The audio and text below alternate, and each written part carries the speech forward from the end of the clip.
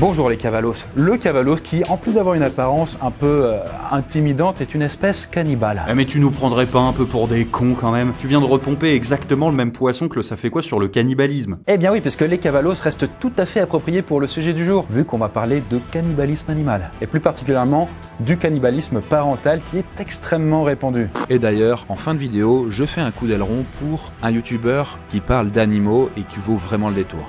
Ok, aujourd'hui je vous propose un combat entre deux des plus grands fauves.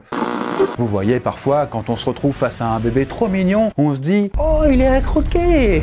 Eh bien, la plupart des animaux se le disent, mais au sens littéral. Donc, ils joignent le geste à la parole. Et ça concerne aussi vos braves animaux domestiques, genre le chien, le chat. Donc oui, je sais, c'est choquant, c'est révoltant. On a envie de leur demander où ils ont mis leur bonne manière. Non mais en plus, c'est trop con et absurde de tuer sa descendance. Du moins, c'est l'impression que ça donne, mais qui sait, peut-être que les animaux ont de très bonnes raisons de bouffer leurs petits. Bon, accordons-leur le bénéfice du doute et demandons-nous pourquoi diable les animaux ont cette tendance à dévorer leur bébé en 360 secondes.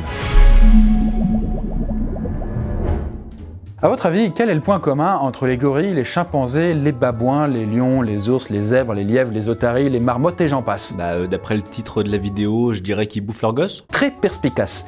Et c'est la première cause de mortalité infantile chez d'ailleurs beaucoup d'espèces. Alors ouais, c'est une habitude extrêmement répandue de baffer ses gosses, même chez les herbivores, qui sont pourtant pas censés bouffer de viande, comme les hippopotames par exemple. Et si vous ne me croyez pas, j'ai une photo vraiment terrible pour vous le prouver. Elle a été prise par un certain Adrian Hirschi au Zimbabwe. Le mec appréciait le paysage au bord d'un petit lac où se baignaient quelques hippopotames, quand soudain, le mâle dominant du groupe a commencé à s'en prendre à un nouveau-né, en l'écartant d'abord de sa mère, puis en essayant de le noyer. Et enfin, la photo qu'Adrian a réussi à prendre à la volée raconte le reste. Le mâle dominant a broyé le petit dans sa mâchoire. Adrian s'en est tout de suite allé, choqué par la scène. Alors certes, c'est cruel, mais pour autant, ça n'est pas du tout surprenant qu'un mâle tue le petit d'un autre mâle de la sorte. Parce que comme vous le savez, les animaux sont programmés génétiquement pour se reproduire. On peut transmettre la vie sans manger les petits bébés hippopotames. Bien, justement, pas tant que ça. Parce que lorsqu'une femelle hippopotame vient d'avoir un petit, elle l'allaite pendant 8 longs mois. Et le souci, c'est que la lactation bloque l'ovulation. Donc pour vous le dire autrement, un hippopo qui veut se reproduire, ça le gonfle légèrement d'avoir un bébé qui retarde ses projets de 8 mois.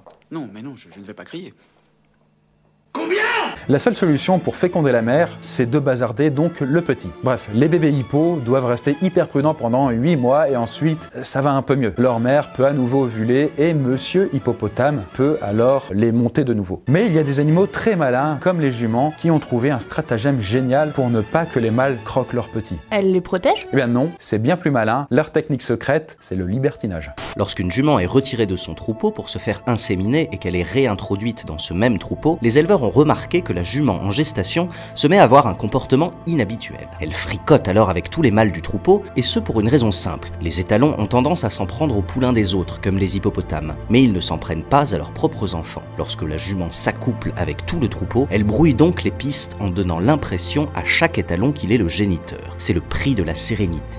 Ok, peut-être que vous dites c'est tiré par les cheveux, par les chevaux, et qu'une jument n'est pas assez intelligente pour échafauder ce genre de stratagème. Eh bien, je vous le dis tout de suite, ce n'est pas délibéré de la part des chevaux. Ça serait plutôt une stratégie innée, tout comme fuir quand on a peur. Une sorte de réflexe, quoi. Un réflexe libertin. Bref, des mâles sacrifient les petits de leurs voisins pour accéder plus facilement à leur reproduction. C'est finalement pas si étonnant. Mais ce qui l'est beaucoup plus, c'est lorsque les femelles elles-mêmes bouffent leurs petits. Et là, on peut vraiment se demander pourquoi. C'est par exemple ce qu'a fait Callie, une ours du zoo national de Washington. Callie avait ses 3 petits oursons dans son enclos et sans crier gare, elle s'est mise à en bouffer un. Puis plus tard, elle en a avalé un deuxième et elle s'est tournée enfin vers le dernier, que le personnel du zoo a pu mettre à l'abri avant qu'il ne soit trop tard. Ouf quoi. Attends, si les animaux sont programmés pour transmettre leurs gènes, ça paraît juste aberrant de tuer ses enfants. Et oui, mais en l'occurrence, l'ours avait une bonne raison de les grailler, puisque en effet, le petit ourson rescapé, ainsi que probablement ses 2 autres frères, avaient des problèmes de santé assez sérieux, à savoir en fait une infection et une hypothermie. Et donc, l'interprétation la plus plausible, c'est que certaines femelles sont programmées pour bouffer leurs enfants en pareil cas, puisque un bébé malade n'a que très peu de chances de survivre suffisamment longtemps pour féconder et donc donc du coup se reproduire à son tour. Et donc comme ils sont incapables de transmettre les gènes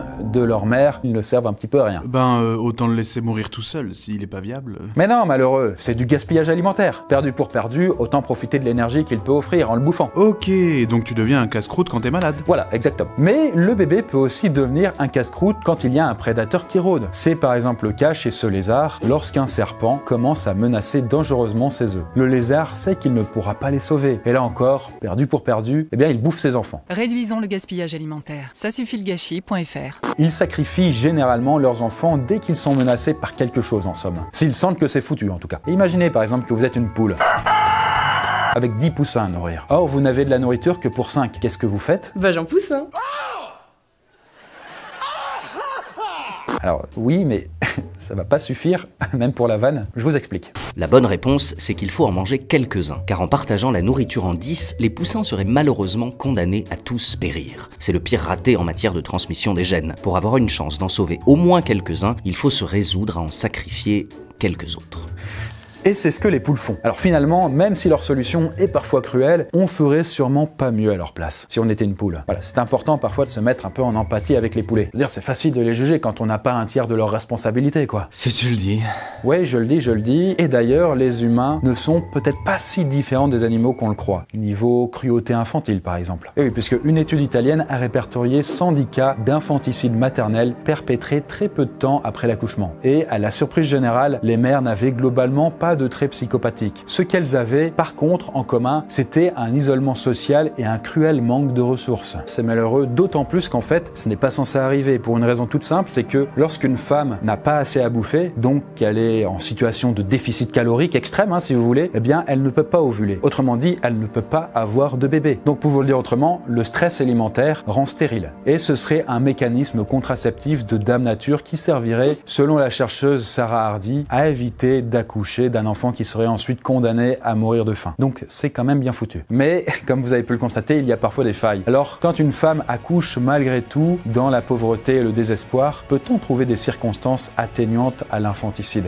Est-ce qu'il s'agit d'un sacrifice instinctif ou d'un banal meurtre de sang-froid? La question reste ouverte, mais une chose est sûre, l'humain n'a peut-être pas totalement dépassé le stade de l'animalité.